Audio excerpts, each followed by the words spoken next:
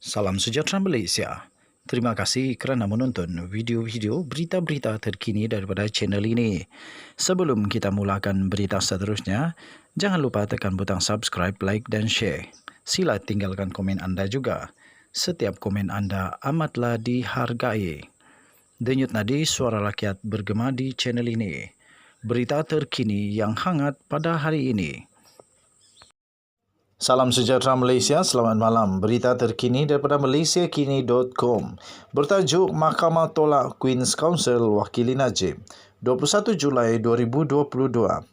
Berita penuh, Queen Counsel QC dari United Kingdom tidak akan mewakili Najib Razak dalam rayuan kes rasuah SRC International bekas Perdana Menteri itu. Mahkamah Tinggi Kuala Lumpur petang tadi telah menolak permohonan untuk membenarkan kemasukan sementara QC Jonathan Laidlaw sebagai peguam di Malaysia. Hakim Kamal Akmal Mad Sahid memutuskan Laidlaw gagal menunjukkan dia mempunyai kelayakan dan pengalaman khas untuk mengendalikan rayuan Najib dalam kes SRC International. Hakim menyatakan bahawa isu kes SRC mampu dikendalikan oleh peguam Malaysia. Kamal menegaskan bahawa Hakim Perbicaraan SRC Muhammad Nazlan Muhammad Ghazali meski mengakui kes itu membabitkan perkara undang-undang baru juga menyatakan bahawa isu itu tidak terlalu sukar untuk dikendalikan oleh peguam dan badan kehakiman negara. Hakim menyatakan kebimbangan terhadap kemasukan sementara Laidlaw kerana dia mungkin tidak biasa dengan undang-undang dan amalan undang-undang di Malaysia. Kamal berkata walaupun Laidlaw terkenal di UK dalam kes jenayah kewangan itu, sahaja tidak memadai untuk menunjukkan dia memiliki kemahiran, kepakaran, kelayakan dan pengetahuan khas mengenai Akta SPRM 2009, Kanun Keseksaan Anti-Akta Pengubahan Wang Haram 2001 dan Kanun Tata Cara Jenayah. Rayuan Najib di hadapan Mahkamah Tertinggi melibatkan semua undang-undang ini. Katanya dalam penghakiman itu, saya berpendapat bahawa permohonan perlu ditolak kerana tidak ada isu rumit dan baru yang memerlukan kemasukan interim permohonan Laidlaw.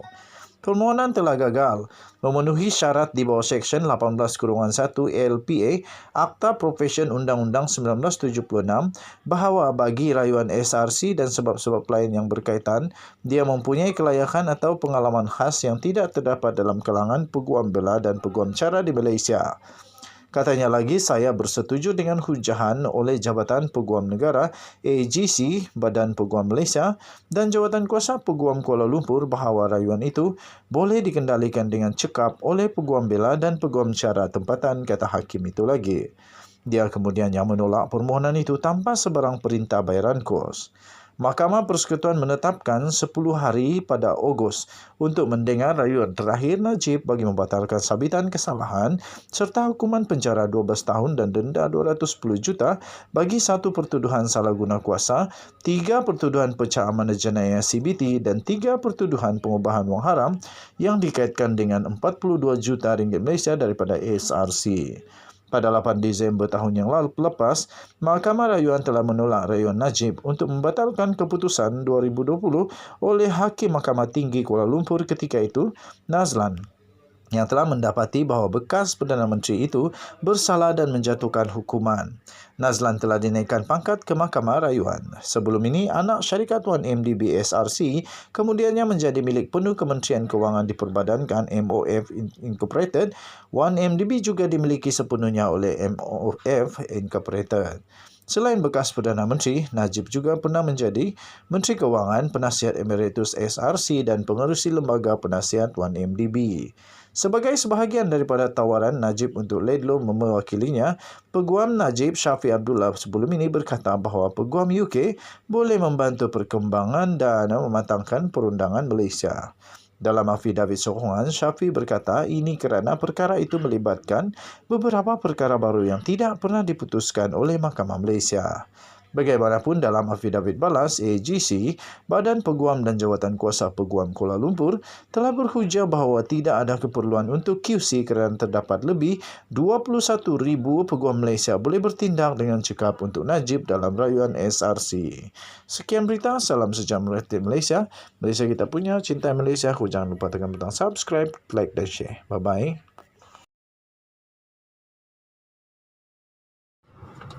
Salam sejahtera Malaysia. Selamat petang tuan-tuan dan puan-puan. Denyut nadi suara rakyat bergema di channel ini. Kali ini saya nak ulas beberapa komen di dalam channel saya. Pertama, komen daripada ada seorang insan budiman, tetapi mungkin seorang penjilat. Kenapa saya kata begitu ya? Berita yang saya telah berikan di dalam berita tersebut daripada mahkamah. Kemudian komen itu kata saya menyiarkan fitnah terhadap Datuk Seri Najib Tun Razak. Hairan jugalah. Saya pun hairan bagaimana ada orang masih kata benda ni fitnah. Pertama sekali, benda ni tidak dikata fitnah. Yang betul-betul saya mulai percaya bahawa benda ni tak fitnah ialah apabila Khairi Jamaluddin bagi komen tentang bos kamu Najib Razak.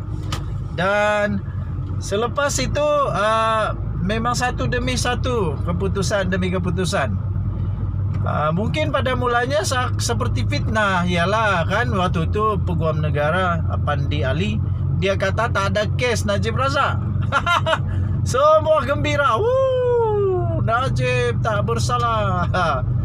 Lepas itu, selepas Pakatan Harapan berkuasa di Putrajaya, dihidupkan semula kes itu.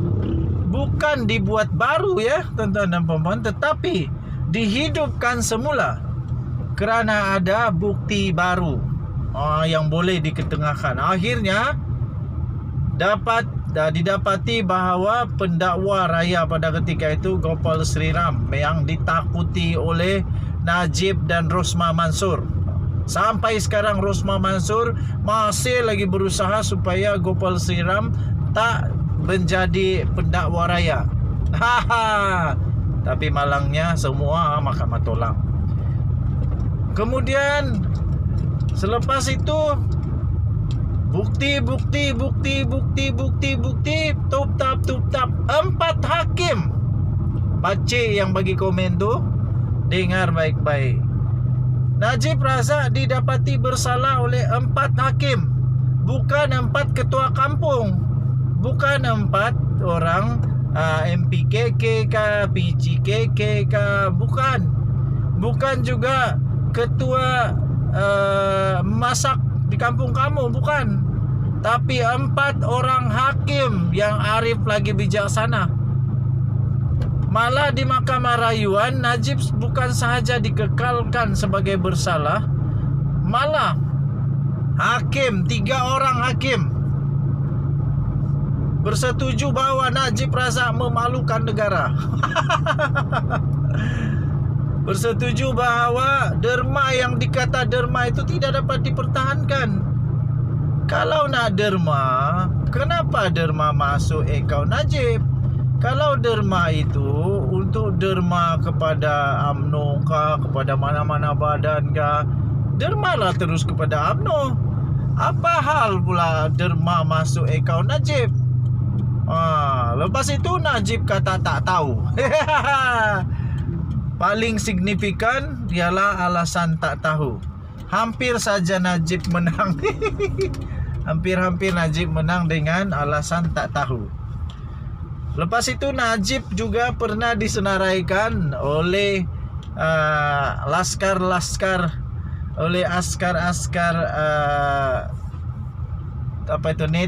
netizen di media sosial, disenaraikan manusia-manusia paling kaya di dunia. Najib Razak disenarai juga oleh netizen. Dia punya sumber keuangan derma, alias tidak tahu.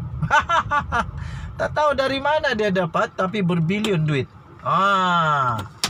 Okey, kemudian mahkamah sahkan bahawa ada duit masuk dalam akaun Najib, dan duit itu diguna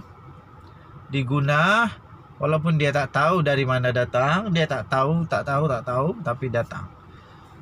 Kemudian Mahkamah Amerika Syarikat mahkamah di negara Arab, mahkamah di Singapura, semua sudah menyabitkan salah. Apa yang fitnahnya lagi, Pakcik?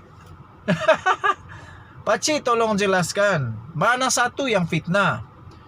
Mana satu yang fitnah? Hakim buat fitnah kah? Mahkamah buat fitnah kah? Sebab yang saya siarkan itu dari mahkamah.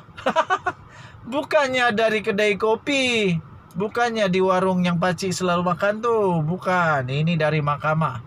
Minta maaf. Nah, sekarang ini tak tahulah ini pun fitnah lagi kah? 2013, 2017. Pada tahun 2017, Kesultanan Sulu telah hantar surat kepada kerajaan untuk memaklumkan tentang dirang punya tuntutan. Fitnah lagi kah waktu itu Najib Razak yang jadi Perdana Menteri? Ataupun ada klon lain? Ataupun ada klon lain? Lepas itu yang kasih berhenti pembayaran itu siapa waktu itu jadi Perdana Menteri? Ini pun fitnah juga kah? Kena jawablah. Tak kisahlah siapapun yang bersalah, tapi yang persoalan dia siapa Perdana Menteri waktu itu. Itu saja. Siapa Perdana Menteri waktu itu? Siapa yang paling berkuasa untuk membatal, melulus? Siapa paling berkuasa waktu itu untuk berlawan?